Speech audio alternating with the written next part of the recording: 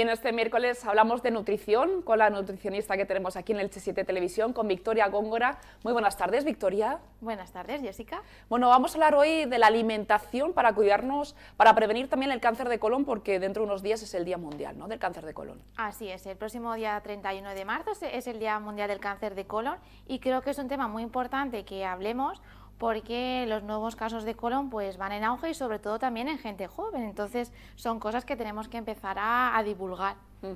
Esta aparición de más casos en gente joven tiene que ver también por esa alimentación que vamos haciendo cada vez un poquito de menos casos y acudiendo a esa comida más rápida y más procesada. Así es, hemos visto que la alimentación puede ser un factor preventivo, una buena alimentación, sin embargo, una alimentación inadecuada, por ejemplo, el alto consumo de alcohol o el consumo de alcohol simplemente, el consumo de alimentos ultraprocesados, el consumo de carne procesada como los embutidos, de carne roja en exceso, todo eso puede contribuir a un mayor riesgo de cáncer de colon. Sin embargo, una dieta rica en cereales integrales, frutas, verduras y legumbres podría disminuir el riesgo de cáncer de colon, por supuesto teniendo en cuenta también otros factores como es evitar el consumo de otros tóxicos como el tabaco y etcétera, y el hacer ejercicio físico. Hablabas de la carne roja, ¿no?, que hemos hablado en algunas ocasiones también, y de la carne procesada, al final también de productos en general ultraprocesados, todo eso puede, bueno, además también que la carne está ahora mismo carísima, ¿no? Sí. Realmente está muy estigmatizada, pero es así, puede aumentar el riesgo de la aparición del cáncer de colon. Sí, es así con sus matices. Sí que hemos visto que un consumo mayor, un consumo de carne roja mayor a 350 gramos, 500 gramos a la semana podría aumentar el riesgo de cáncer de colon. ¿Esto cómo se traduce? ¿Un par de chuletas o cómo es? Pues depende del tamaño de las chuletas. Pero imaginar 500 gramos de carne ya es bastante, es decir, sí, es medio kilo de carne. Claro. Pensad, por ejemplo, unos filetitos de ternera serían pues unos 120 gramos, más o menos. Sí. Es decir, que no deberíamos de superar eso. Vale. Al final lo que se traduce es vamos a comer más legumbres. No es eliminarlos, sino realmente controlarlo un poquito más. Exacto. Y aumentar la otra parte, ¿no? Controlarlo más y sobre todo también prestar atención a la forma de hacer ese tipo de carne, la carne roja. Por ejemplo, es mucho mejor en guiso que si la hacemos pues muy quemada, a la parrilla. De hecho, hemos visto hoy que estábamos comentando cómo la ESAN ha hablado de que las nitrosaminas suponen un riesgo para la salud.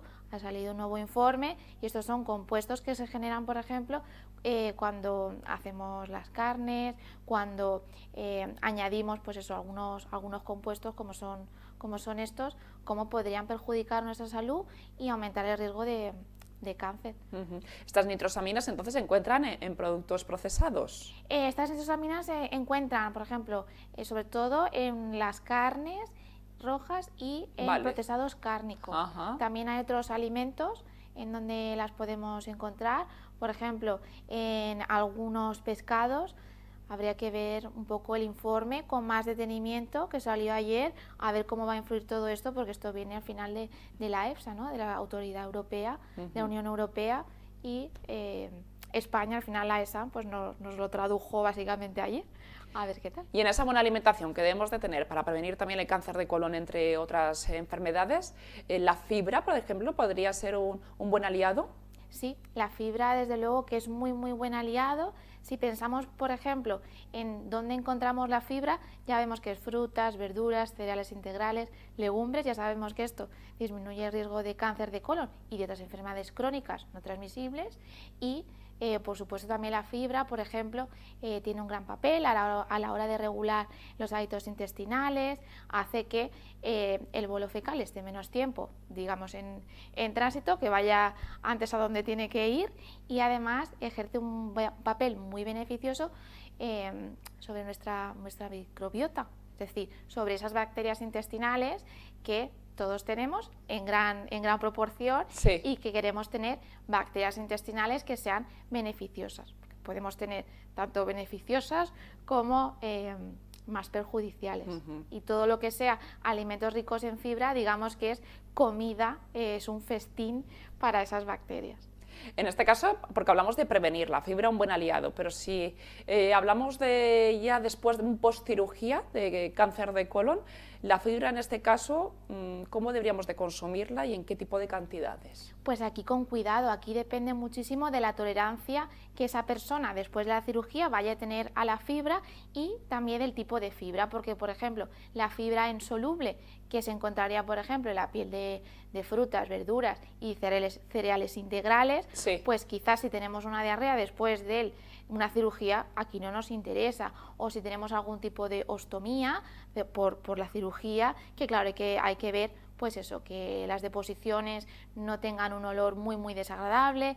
Claro, tomando muchas verduras, muchas frutas, sí que es verdad que podrían contribuir a ese olor desagradable, a que tengamos deposiciones muy frecuentes. Entonces aquí habría que aportar sobre todo fibra soluble, que se encuentra también en algunos suplementos que a veces tenemos que dar, y ver un poco la persona qué es lo que va tolerando poco a poco. ¿Cómo puede ayudar entonces una alimentación, una buena alimentación, para en este caso prevenir el cáncer de colon y luego llevar una alimentación también saludable cuando ha pasado al final esa cirugía? También hay que continuar con un buen estilo de vida, ¿no? Claro, pues cuando hablamos también de la prevención después del cáncer, es decir, prevenir también que no me vuelva a suceder, sí, deberíamos de tener en cuenta pues las recomendaciones de salud que tendría cualquiera, pues eso, el consumo alto de frutas y verduras, un alto consumo de cereales integrales y legumbres, y sobre todo tener en cuenta, ya que hemos pasado una cirugía, que por tocar una parte, que es el intestino grueso, ¿no?, que se encarga también de absorber algunos nutrientes, es un poco como un túnel de secado, pues tenemos que monitorizar muy bien en una analítica y a través de una entrevista dietética que esa persona esté absorbiendo adecuadamente los nutrientes, porque si no, claro, se pueden dar lugar a deficiencias nutricionales que a la larga pues perjudican nuestra salud.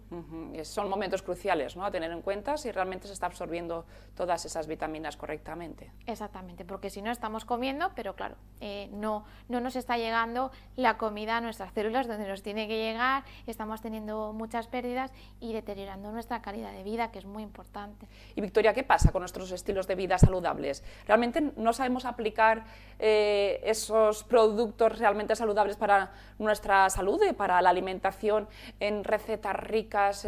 Por ejemplo, las legumbres, los asociamos a esos platos a lo mejor de invierno, platos de cuchara, y por otro lado las frutas y verduras, no sé, y va por ahí un poco. No sabemos a lo mejor hacer recetas más atractivas, que realmente las hay, por ejemplo ahora con hummus, ¿no? Es muy fácil. Sí, yo creo que nos pasa que no sabemos cocinar. Y eso es número uno. El tiempo también que le le dedicamos, ¿no? Exacto, le dedicamos muy poco tiempo, priorizamos muy poco esto, y hay veces que a lo mejor nos metemos a las redes sociales o estos típicos programas famosos de cocina, que al final dices, madre mía, para hacer una receta todo esto tengo que hacer. Es como que es desbordante, ¿no? Sí. Y al final con cualquier Nos desanima un poco ponernos manos a la obra, ¿no? Sí, desanima mucho.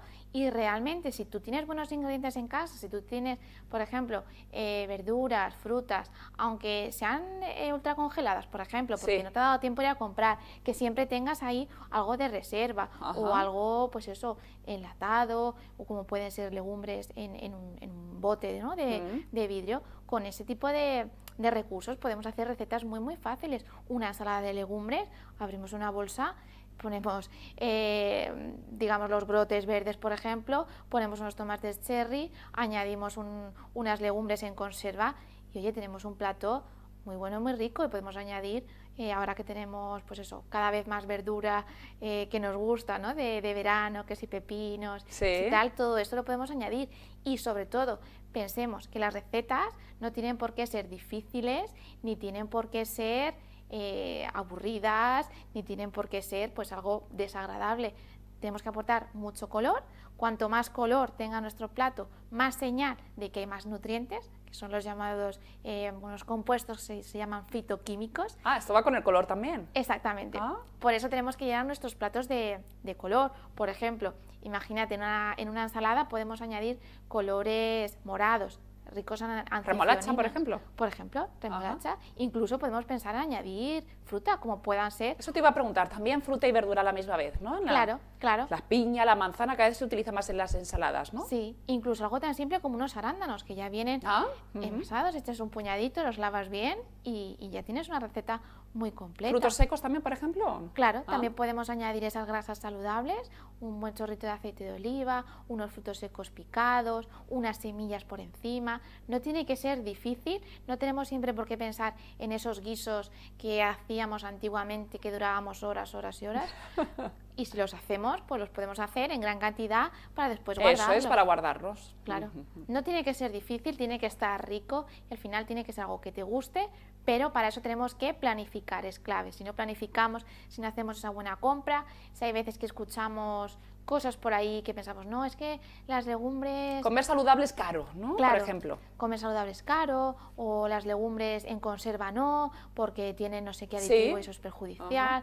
Cosa que no es así, o si compramos alguna verdura ultracongelada, no, porque es mejor fresca, es decir, todas esas cosas que vamos escuchando nos y al final acabamos no comprando, ¿no? Exacto. Los productos y necesarios. Al final acabamos comiendo cualquier otra cosa que es desde luego mucho menos peor. beneficiosa. Sí.